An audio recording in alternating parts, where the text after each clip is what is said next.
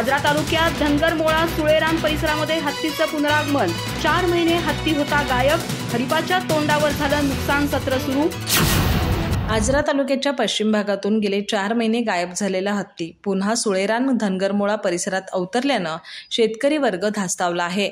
पावसाळ्याच्या तोंडावर झालेल्या या पुनरागमनाने शेतकऱ्यांची चिंता वाढवली असून नुकसान सत्रालाही सुरुवात झाली आहे। गेल्या 2-3 दिवसांपासून बाळकृष्ण बाबूराव पाटील, संभाजी शंकर पाटील, जयवंत डेळेकर, राजाराम पाटील यांच्यासह काही शेतकऱ्यांच्या ऊस आणि केळी पिकांची हत्तीने नासधूस केली आहे।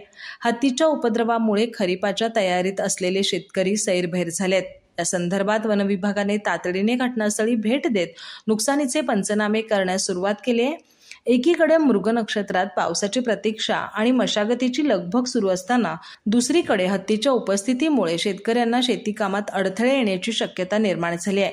यंदाचा संपूर्ण पावसाळा हत्तीच्या त्रासात जाण्याची भीतीही व्यक्त होतीये। अधिक माहिती आणि ताज्या घडामोडींसाठी आजच आमचे चॅनल सबस्क्राइब करा।